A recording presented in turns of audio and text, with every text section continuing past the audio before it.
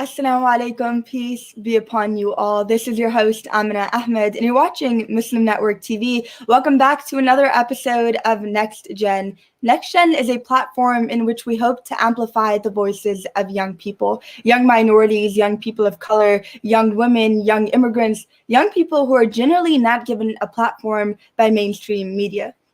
I had a guest yesterday tell me, why use and depend on mainstream media when we can create platforms for ourselves? And that's exactly what NextGen hopes to do, to create platforms for those who aren't represented adequately. We're there on Galaxy 19 satellite, MuslimNetwork.tv, Amazon Fire TV, Roku, and soon on Apple TV as well. Now, today's episode is on art as resistance, and how historically and today, with the Black Lives Matter movement and protest across the nation and across the globe towards oppressive governments and regimes, art is being used as a form of protest, as a form of resistance and opposition. And in order to further discuss how that's being done and how other artists can get involved as well, we have with us Zaheer. But thank you so much, Zaheer, for being with us today.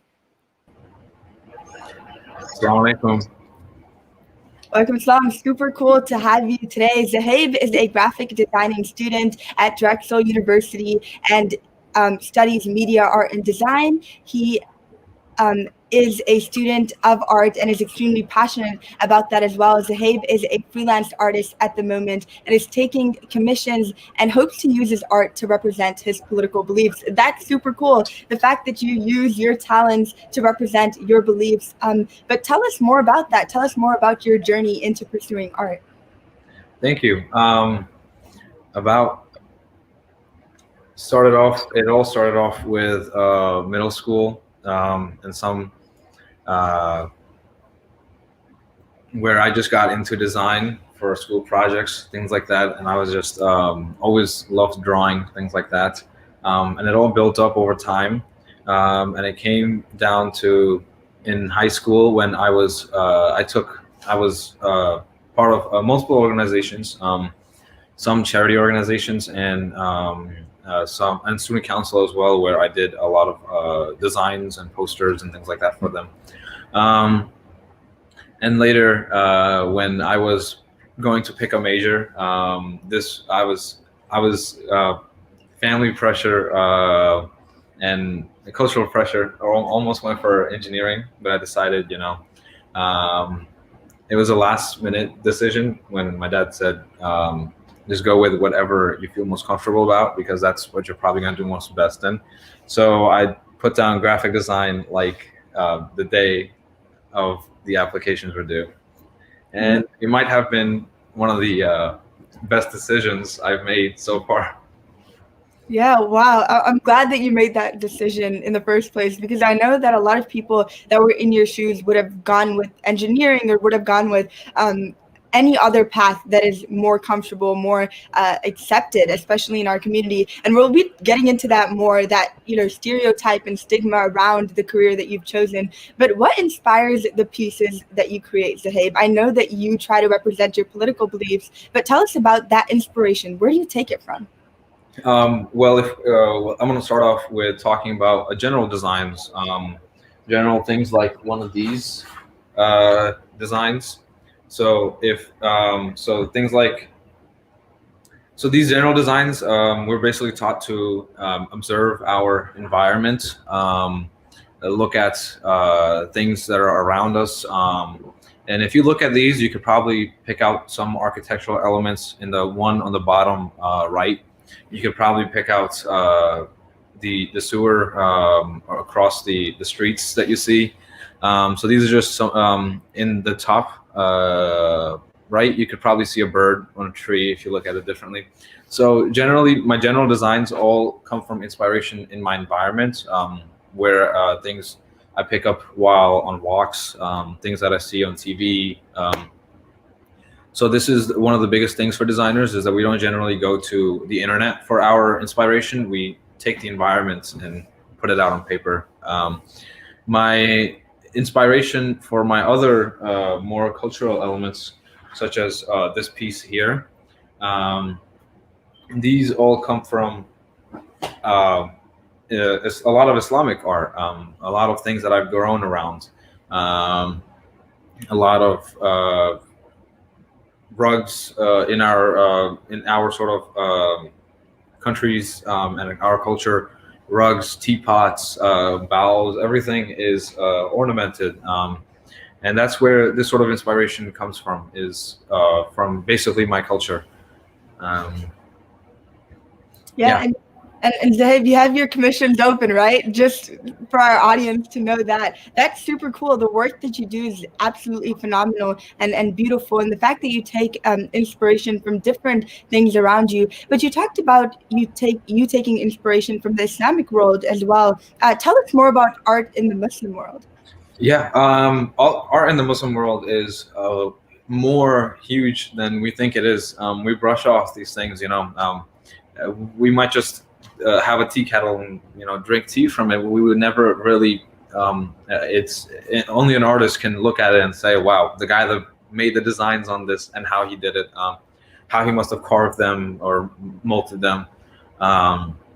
You can look at rugs, and it's a beautiful rug, but it takes a bit of a deeper thought to understand that someone had to wave this and come up with this design and draw it on paper 100 times before they could put it on a rug, and things like that. Rugs are definitely a huge part of the Muslim world in a lot of our countries, especially in Persia and especially Kashmir. We use rugs are a huge part of our trade. These Our Muslim world is full of designers, and they definitely need a bit more recognition, because design in our world is around us. And I believe that I've seen more design in the Muslim world than I have in any other place that I've been in. I've seen more design in probably in a mosque than I have in my studio. I'm gonna be honest. The walls, everything in our world is ornamented, and it comes down to from the fact that we're not allowed to. It's against some rulings of Islam that we're not allowed to draw animals and things like that. So a lot of Muslim designers move to drawing designs, textiles, florals, and those sort of elements are a huge part of our culture because of that. And I feel that it pushes us to make something that's very textile, and that we can put nearly anywhere, from our plates, pots to the walls of the mosque. Yeah. And you speak about how it's all around us, but do you feel like there's enough education and kind of awareness about art in the Muslim world? Do people know about it? Not much. I mean, when was the last time you heard about someone that's going to major in design, or like setting up an area for a mosque, things like that? So there's obviously there's interior designers that probably work at a mosque, but it's not really a specialty or a major that people look into. But there's people that really do look into majors about setting up someone's house. Those are like a main element. So I feel like there's art is a huge part of our lives itself, but we have to look into how it's made, and we have to look into just notice it in our world because it's everywhere. And a lot of my inspiration does come from just looking around, even my household. I think that's one of the perks of growing up in like a cultural household. Yeah. You're Kashmiri, and the Kashmiri culture is beautiful. So I'm sure you have a lot to take inspiration from. But Zaheer, you do a lot of art as resistance and as a form of protest. And I want you to talk about that, going back to that form of how art can be used as a form of protest. Tell us about that. Yeah, definitely. Art is something that it really appeals to people. It can really touch someone where words might not. And as I say, a picture speaks 1,000 words. You can look at a picture. You might have to read an entire article about a situation to learn about what's happening. But you can look at a picture and like in an instant grasp everything that it's telling you.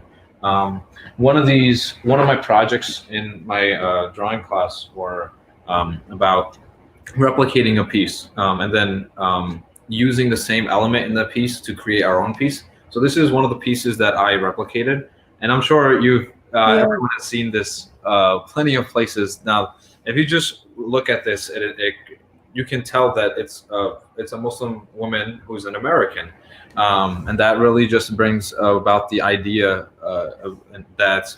Um, Muslim, where there are women who are Muslim and American, and that's totally possible and totally correct.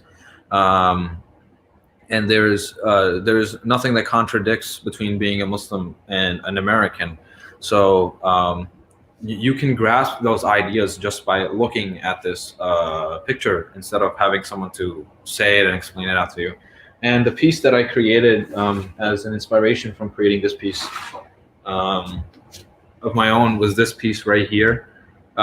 This is a Kashmiri woman wearing very traditional elements on her dress, and if you look into it, they call this a piran, um, and she's also the chadar. I've made it as she's wearing a red chadar, and that stands for Jammu Kashmir. And the other chadar that she's wearing on top of that is the Azad Kashmir flag, and this is symbolism for wanting freedom. Jammu Kashmir wanting freedom from occupation. And the step forward that she's taking is a representation of trying to move forward in their time, trying to move past these obstacles. And she's holding a child, and that is signifying hope, pretty much. So there's a lot of elements that come into play with political and resistance art. Um, I've used a lot of these techniques from old art. There's a lot of Chinese and Egyptian art that use the foot stepping forward as a signal of moving forward. A lot of rulers in Egypt, a lot of pharaohs in Egypt, and rulers of China used that element in their statues of making the people see them as someone who is moving forward, someone who is continuously trying to progress their nations. Um, and the elements of just her, the way the body form, I've taken that inspiration from a lot of old statues and art. So we do also take inspiration from a lot of art that was used a very long time ago to signify things. So resistant art has been around for a very long time, a very long while. I think that's a very great point that you make, that it's not something that's relatively new, even though we are seeing it currently. It's something that's been going on for a long time. And I think, Zaheer, we can hear you talking about and describing what your art means to you and what it symbolizes for this whole episode. I don't think I need to do much of the talking today. That is phenomenal, the piece that you created representing Kashmir and Azadi and all of that. That's beautiful and powerful. And I think that I'm going to remind our audience again that your commissions are open. And we'll be right back after our short break to discuss the art that you do and how other artists can get involved into this as well. You're watching us on Galaxy 19 Satellite, MuslimNetwork.tv, Amazon Fire TV, and Roku, and soon on Apple TV as well. We'll be right back.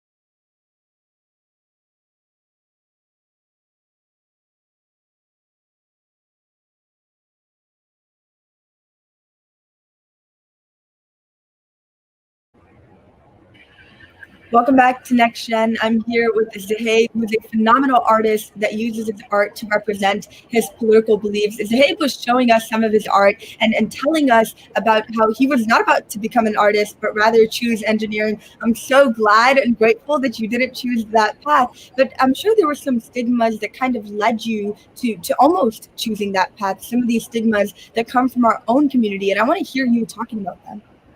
Yeah, these are there's definitely thoughts around and stigmas around art majors and things that I know not just me, a lot of other Muslim artists battle around these thoughts and ideas nearly every day about did we choose the right path? How is this all going to work out in the end? Um, and what at the beginning, it's all about choosing a secure major, something that's going to lead you to living and leading a comfortable life.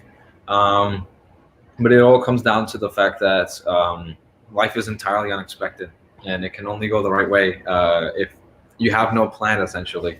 Now, I'm not saying just go out there and just do as you please. Yeah.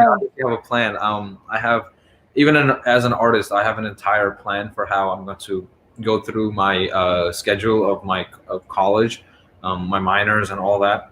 But it also has to have a huge input of what you want and what you believe. And if you're good at one thing, and it's just not going to be worth it to try and learn an entire different thing and try and convince yourself that you're happy with it, because that just doesn't essentially happen. I was just There's a lot of people that I'm friends with, a lot of engineering majors who love their work. I know game designers that sit there and they design extra games in their free times because it's just something that they love doing, and that's a major for them. That's a major for engineers who essentially will sit in their free time and create components because it's just something that they love doing. But it's not for someone who wouldn't do that after they clocked out. It's you have to, if you're going to pick a career path, it has to be something that you're going to do even after you've clocked out. Yeah, for sure. I think that's some advice that young people who are watching can take as well, to not just follow what society wants them to do, but rather what they're good at, instead of learning a whole new thing, like you said. But what are some difficulties, Zaheer, that you personally faced in this career path while choosing it, and some difficulties that you might face to this day? Definitely, a lot of the difficulties are, well, telling people that you're a graphic designer. It's always when guests come to your house and everyone's got a daughter or a kid that's becoming a doctor or an engineer, and you're the one art kid in the back. That's definitely something that a lot of Muslim artists have to see. My family, alhamdulillah, has been supportive of this decision. My dad himself said, just go with whatever you're going to be better at. But there's a lot of Muslim artists still face stigmas and judgments from other people, guests, aunties and uncles, and even a lot of friends and people at their university. Yeah, and Zaheer, you said that you're like that artist at the back and all of that, but I feel like if I did art, I would be bragging about it. I wouldn't know when to stop. Like, that's crazy that you guys have to face that sort of stigma when what you do is so cool, right? And maybe it comes from jealousy. I'm not even gonna lie. I mean, like, I would not know, when to stop talking about art if I knew how to do art. So it is very unfortunate that you have to face that, but I'm glad that you have supportive people around you. But Zaheer, you were telling us about how you have some plans for the future, and I want to hear that. You're a freelance artist at the moment. Where do you hope to go? Where do you hope that takes you? Yeah, for as of now, I am a freelance artist. I take commissions. I work side jobs, regular side jobs that everyone does, and I also work with commissions, which is essentially my main form of income right now. But I hope that after graduation, I can start working with other companies as a graphic designer, And this is the thing about graphic design is I specialize in nearly making designs for anyone and everyone. So I would be making, hope to be making designs for businesses that need business cards, things like that, and also perhaps designs for people that need t-shirt designs, merchandising, things like that. Mostly looking into going into the business world and making designs for businesses as of now. But I hope that one thing I do hope is to be not working at the same place for too long. I want to make designs for different companies and different people. Yeah, inshallah, I hope that you do happen to do that. That's amazing, and I hope we see your designs on these big companies as well. Hopefully, inshallah. But what do you think, Zaheer, that the Muslim community can do to create a more inclusive environment where we're not only pushing careers such as STEM, such as becoming a doctor and engineer, where we're pushing careers such as the one that you are pursuing? Definitely, one of the things that Muslim community can definitely do is, well, first honor Muslim artists, because if we look back into our own history, there was a lot of there was a lot of honor in a lot of places in Persia for doing art, for someone that crafted. Even in Kashmir, there's people find other people who know how to make things that crafts very valuable. People that know how to make boats, shikaras we call them. People that know how to wave rugs and fabrics and things like that. Even in my town back in Pakistan, we go to someone to get our kurtas handmade, and they basically are fashion designers because they design these things. And first thing we can do is offer Muslim designers a better stage, and after that, go to Muslim designers. I feel that a lot of people, a lot of companies go to and designers that are not in our country as well. There's plenty of jobs for designers that aren't Muslim. But when it comes down to Muslim designers, it's not just, it has nothing to do with discrimination. It has everything to do with the style of design that we focus on, because essentially Muslim designers are going to focus on design that is very relevant to our culture and our people. So with that, it's only beneficial if we offer them to do designs for us. And another thing I wanted to say on here is that we can allow more jobs. Like, for example, if someone's making calligraphy portraits, don't go out and buy pictures of flowers to hang out in your house or other sort of artwork, because those people are manufacturing these things in a mass productive way. So they're going to make a sale and they're going to live whether you buy their portrait or not. But if you buy a calligraphy portrait from a Muslim artist, that's going to mean a lot. Those are like around $200, $300. That is a day's worth of income. So yeah, offer jobs to Muslim designers. And another thing is create new fields for designers to go into.